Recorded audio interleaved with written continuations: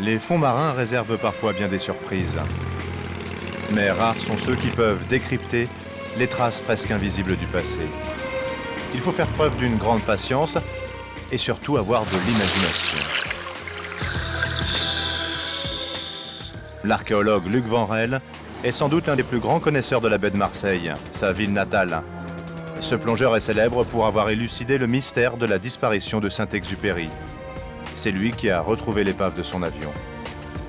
Alors qu'il était en train de lever le voile sur le dernier vol de Saint-Ex, ce détective des profondeurs est par hasard tombé sur une étrange affaire.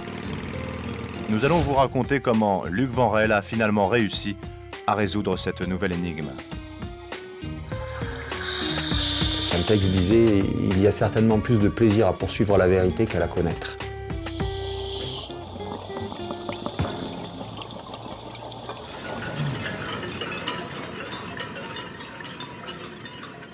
Nous sommes en octobre 2001. Avec son ami Philippe Castellano, spécialiste des épaves d'avion, Luc Vanrel s'apprête à plonger encore une fois sur ce qu'il reste de l'avion de Saint-Exupéry. L'avion de reconnaissance américain, un Lightning, repose à 60 mètres de profondeur au pied des falaises de l'archipel de Riou.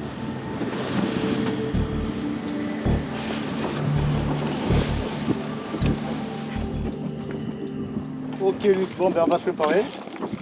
On va y aller, moi je suis prêt, détendeur, sécurité Luc.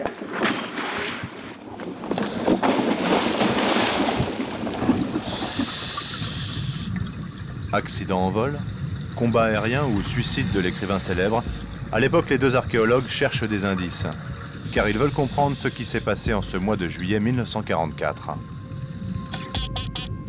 Chaque descente les rapproche un peu plus de la vérité quant aux circonstances de la mort d'Antoine de Saint-Exupéry. Mais cette plongée n'est pas comme les autres, car parmi l'immense champ de débris, un détail attire l'attention de Luc Vanrel. Je plonge encore pour essayer de documenter l'affaire Saint-Exupéry, trouver de nouveaux indices, et je découvre sur la vase une gorgone, une espèce de corail, qui normalement ne pousse que sur des supports durs. Donc je gratte dessous pour voir sur quoi elle a poussé, hein, c'est un réflexe d'archéologue, et surprise, elle n'a pas poussé sur une vieille poterie, mais sur un moteur.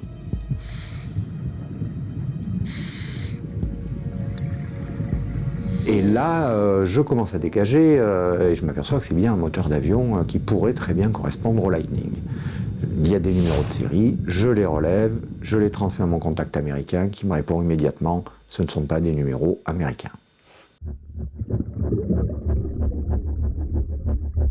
L'historien américain ne va pas mettre longtemps à déterminer que ce vieux moteur rouillé, situé à quelques dizaines de mètres du Lightning, est en fait un moteur de Messerschmitt, l'avion mythique de la Luftwaffe durant la Seconde Guerre mondiale.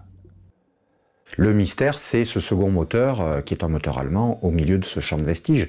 Il faut se rendre à l'évidence, il y a deux avions, un d'origine américaine, un d'origine allemande, sur le même lieu. Est-ce qu'il y a un rapport entre les deux disparitions? Est-ce qu'on n'a pas affaire à une collision aérienne lors d'un combat?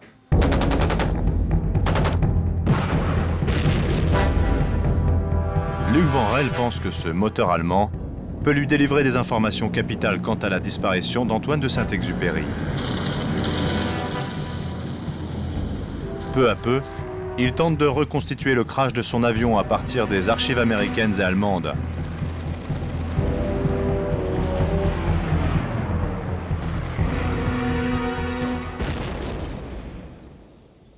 Une fois sorti de la mer, le moteur allemand a été transporté jusqu'en Bavière pour une expertise. Cette pièce à conviction est désormais entre les mains d'un certain Lino von Gartzen. Il est aussi archéologue sous-marin, mais il est surtout spécialiste des brevets industriels en tout genre.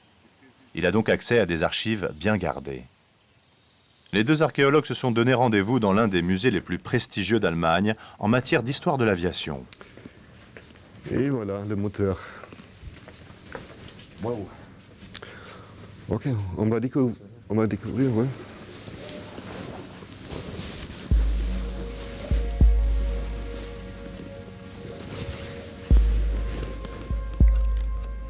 Il y avait un roulement. C'était le turbo. Compresseur. Ouais. Malgré la corrosion et les compressions sous-marines en tout genre, le moteur a enfin parlé. souvenir. Ouais, et le fameux logo. Notre objectif principal, c'était d'abord de trouver des pièces de fabrication spécifiques qui étaient dans ce moteur et si ces pièces pouvaient nous indiquer précisément la date à laquelle cet avion a volé la dernière fois. Nous voulions savoir quelles modifications avaient été effectuées afin de déterminer de quel type d'avion il s'agissait. Les numéros de série et certains détails de fabrication révèlent que ce Messerschmitt s'est donc crashé au mois de décembre 1943. Là, pour la première fois, on est sur une piste historique valable qui nous amène au bombardement de fin 1943 sur Marseille, sur la base sous-marine de Marseille, que les Américains ont essayé de détruire et où les Allemands ont perdu 2 chasseurs de ce type-là sur ce secteur-là. Donc c'est la première fois vraiment où on a une correspondance entre les archives allemandes et le matériel archéologique sur place à Marseille. L'avion allemand de Riou s'est donc abîmé en mer plus de 6 mois avant la disparition de Saint-Exupéry. L'enquête aurait pu s'arrêter là. Mais Lino von Gartzen et Luc Vanrel décident d'aller plus loin. Ils veulent recréer le film de cette journée de décembre 1943. À l'époque, un vol de bombardiers américains se dirige vers le port de Marseille. Une petite escadrille de Messerschmitt décolle pour faire barrage aux forteresses volantes. À bord des avions allemands, de jeunes soldats sans expérience. En à peine une demi-heure, 2 Messerschmitt se crachent en mer. En relisant les carnets de vol des pilotes allemands stationnés dans le sud de la France, les 2 archéologues vont enfin mettre un nom sur le pilote du Messerschmitt de Riou. Ce n'est pas n'importe qui, c'est un jeune aristocrate allemand, un jeune prince âgé d'une vingtaine d'années. Il s'appelle Alexis de Bentheim et Steinfurt.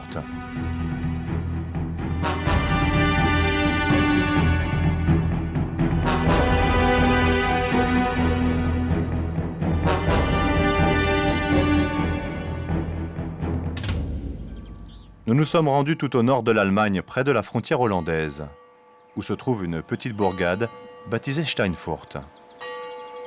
Depuis le Moyen-Âge, les Bentheim und Steinfurt vivent dans ce manoir.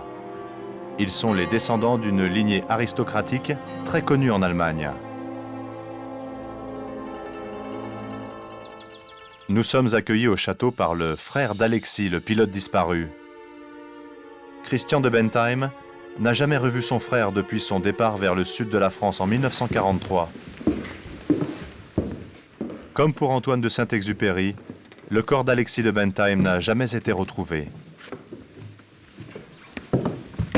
C'est mon frère, le pilote de chasse.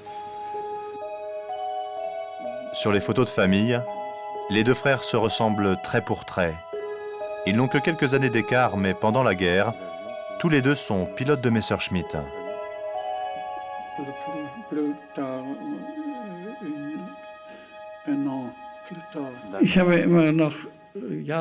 Pendant plusieurs années, j'ai continué à me demander si Alexis avait réussi à sauter en parachute.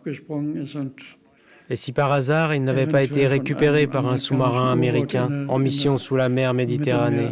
Je pensais que les Alliés l'avaient ramené aux États-Unis, gardé en tant que prisonnier de guerre, qu'ils l'avaient mis dans un camp de travail. Mais tout cela, bien sûr, ressemblait plus à une douce illusion qu'à la réalité.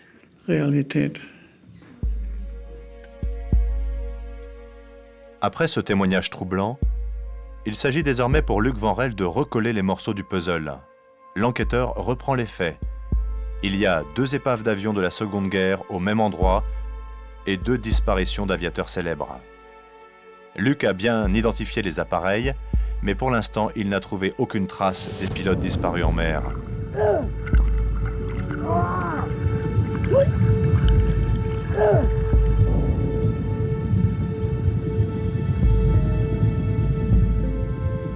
Nous sommes au mois de septembre 2008, soit 7 ans après la découverte des 2 épaves. L'enquête rebondit d'une manière inattendue. Ça m'a réveillé en pleine nuit. Je me suis souvenu de l'image, de la photo que j'avais vue du squelette de Riou, découvert en 1964, fin 64, début 65, sur l'île de Riou. Donc je commence la journée très tôt, fébrilement, fouiller la maison pour retrouver des traces du dossier sur la fouille de Rioux, sur le squelette, et avec une triple interrogation, Syntex, le pilote allemand inconnu, ou un illustre inconnu, le docteur Albert avait supposé que c'était un corsaire turc du XVIe siècle. Des ossements humains ont bien été découverts à Rioux dans les années 60 par un passionné de l'archipel. Le docteur Albert est à l'époque à la recherche d'une fontaine antique. Voilà, c'est donc ici, au pied de cette barre rocheuse, que le docteur Albert va, en 1964, exhumer un squelette. Je parle bien d'un squelette qui apparemment a été inhumé, c'est même sans aucun doute, puisqu'il a les bras croisés sur la poitrine. Luc Vanrel se demande alors s'il n'y a pas un lien entre ce squelette et la disparition mystérieuse des deux aviateurs, Antoine de Saint-Exupéry et Alexis de Bentheim.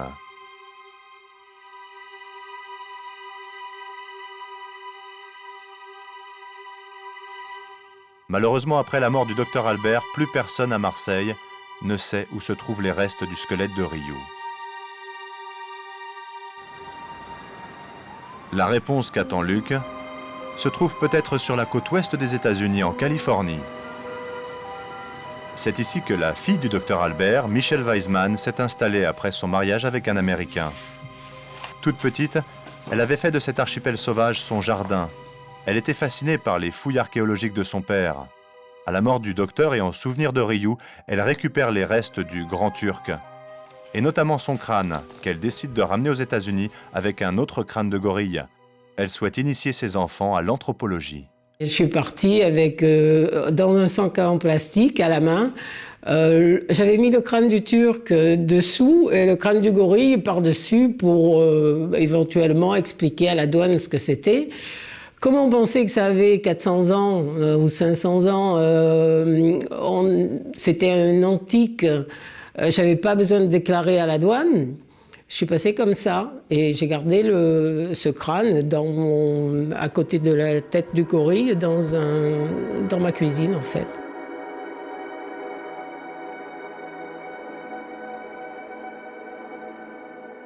Et un jour, quelqu'un me donne la Provence, je crois. Il y avait un article, est-ce que le squelette de Rioux est celui de Saint-Exupéry ?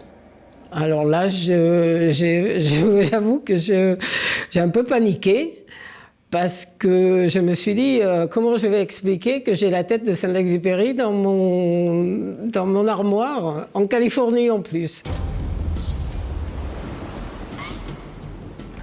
Après avoir recueilli les confidences de Michelle Weisman et reçu plusieurs photos du crâne, notre enquêteur marseillais finit par obtenir ce qu'il n'espérait plus, un fragment du squelette de Rioux. Luc se rend à l'Institut médico-légal de Marseille avec cette pièce à conviction précieuse. Bien et toi ? Regarde ce que je t'ai amené. Ah oui. Les vertèbres de Rioux. D'accord. Les fameux squelettes de Rioux. Eh bien, écoute, on va regarder ça. Il a besoin de l'expertise de son ami Michel Signoli, un anthropologue réputé. Les juges du tribunal international de La Haye font souvent appel à lui pour l'identification de victimes de génocide. Si les années et les embruns n'ont pas trop abîmé le morceau d'os, alors les analyses devraient permettre de dater la dépouille et peut-être de déceler des traces d'ADN. La clé du mystère se trouve peut-être dans les mains du spécialiste. Des molaires notamment. On ne peut pas, sur ce type d'approche, garder complètement la tête froide. On se dit à tout moment, évidemment, qu'on a peut-être entre les mains des ossements de Saint-Exupéry, par exemple. Et face à ce type de personnage emblématique, on ne peut pas être que le scientifique. Ceci dit, il faut aussi garder la tête froide, le maximum de recul, pour faire une enquête normale et pour valider toutes les hypothèses au fur et à mesure. Le plateau est jeune quand même. Hein. Ouais. On est sur un individu, et c'est pas vieillard quoi, clairement. Et ça va un petit peu dans le sens aussi des photos que tu m'as envoyées pour le crâne. Ouais. J'ai regardé un petit peu, donc évidemment, c'est que sur des images, mais on a un petit peu les mêmes constatations qu'on peut avoir, j'imagine, sur celui-là, oui, tout à fait. Alors, quand tu vois, on n'a pas non plus d'usure dentaire très marquée. Alors, c'est très dépendant du régime alimentaire, etc. Mais enfin, les dents jeunes sont évidemment beaucoup moins usées, beaucoup moins abrasées que des dents de sujets plus âgés. Donc, j'ai l'impression qu'on est sur quelqu'un de relativement jeune, quand même, avec ce squelette de Ryu. Après analyse, puis datation au carbone 14, Michel Signoli affirme que la vertèbre de Ryu appartient à un homme âgé d'une vingtaine d'années. L'hypothèse du cadavre de Syntex est donc balayée. S'agit-il alors de la dépouille du prince Alexis ou bien des restes d'un inconnu? Cette fois, ce sont les experts du laboratoire de police scientifique de Marseille qui vont tenter de mettre un point final à cette enquête rocambolesque. Ils recueillent un peu d'ADN miraculeusement préservé au cœur de la vertèbre.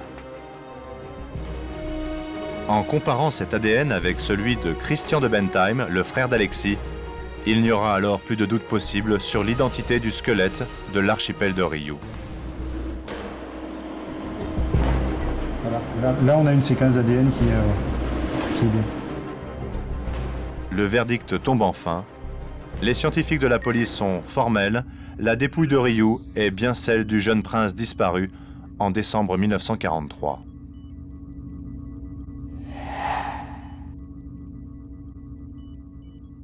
En Allemagne, l'annonce de cette découverte défraye la chronique. Christian de Bentheim sait désormais qu'Alexis, son frère disparu, est finalement mort dans ce terrible combat aérien de décembre 1943, puis enterré à la va-vite par les gardiens de l'archipel de Ryu. La fille du docteur Albert a finalement rendu à la famille Bentheim ce qui restait de la dépouille de l'aviateur. Le crâne d'Alexis a voyagé de la Californie vers l'Allemagne. Grâce aux recherches de Luc Van Rel et Lino von Gartzen, le prince disparu repose désormais sur ces terres, aux côtés de ses illustres ancêtres.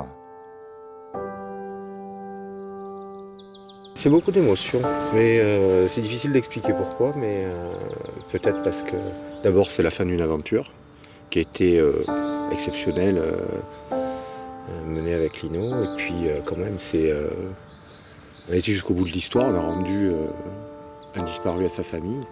C'est quand même incroyable parce que donc son frère Christian pensait que peut-être il avait été fait prisonnier par les Américains, qu'il avait survécu aux États-Unis, que peut-être il reviendrait des États-Unis un jour.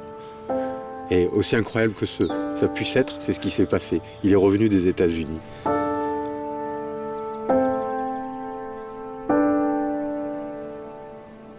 À Marseille, l'archipel de Ryu n'a sans doute pas livré tous ses secrets. Car aujourd'hui, Luc Van Rel est toujours sur la piste d'Antoine de Saint-Exupéry.